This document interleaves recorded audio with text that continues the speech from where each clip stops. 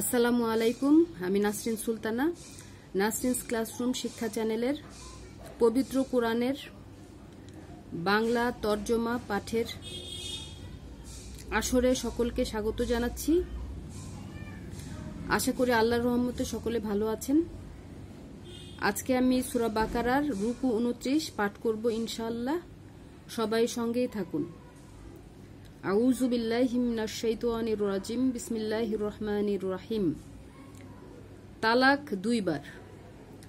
অতঃপর স্ত্রীকে হয় বিধিমতো রাখিয়া দিবে অথবা সদয়ভাবে মুক্ত করিয়া দিবে।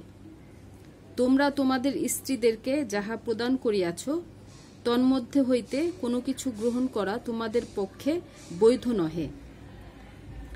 অবশ্য যদি তাহাদের উভয়ের আশঙ্কা হয় যে তাহারা আল্লাহর সীমারেখা রক্ষা করিয়া চলিতে পারিবে না, এবং তোমরা যদি আশঙ্কা করো যে তাহারা আল্লাহর সীমারেখা রক্ষা করিয়া চলিতে পারিবে না, তবে স্ত্রী কোনো কিছুর বিনিময়ে নিষ্কৃতি পাইতে চাহিলে তাহাতে তাহাদের কাহারও কোনো অপরাধ নাই।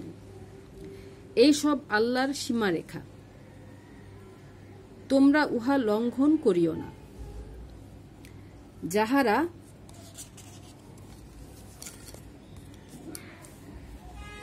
এইসব সীমারেখা লঙ্ঘন করে তাহারাই জালিম।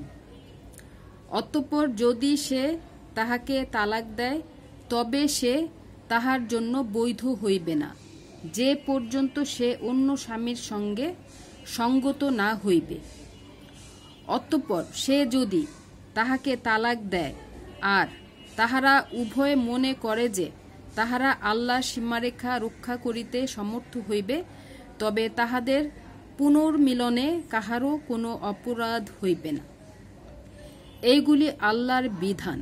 জ্ঞানী সম্প্রদায়ের জন্য আল্লাহ ইহা স্পষ্টভাবে বর্ণনা করেন। যখন তোমরা স্ত্রীদেরকে তালাক দাও এবং তাহারা ইদ্যত পূর্তির নিকটবর্তী হয়, তখন তোমরা হয় যথাবিধি তাহাদেরকে রাখিয়া দিবে অথবা বিধি মতো মুক্ত করিয়া দিবে। কিন্তু তাহাদের ক্ষতি করিয়া সীমা লঙ্ঘনের উদ্দেশ্যে তাহাদেরকে তোমরা আটকাইয়া রাখিও না। যে এইরূপ করে সে নিজের প্রতি জুলুম করে, এবং তোমরা আল্লাহর বিধানকে ঠাট্টা তামাশার বস্তু করিও না। এবং তোমাদের প্রতি আল্লাহর নিয়ামত ও কিতাব এবং হিকমত যাহা তোমাদের প্রতি অবতীর্ণ করিয়াছেন, যদ্বারা তিনি তোমাদেরকে উপদেশ দেন, তাহা স্মরণ করো। তোমরা আল্লাহকে ভয় করো এবং জানিয়া রাখো যে নিশ্চয়ই আল্লাহ সর্ববিষয়ে জ্ঞানময়। সুধী দর্শকবৃন্দ, আজকে পর্যন্তই। সবাই ভালো থাকবেন। আল্লাহ হাফেজ।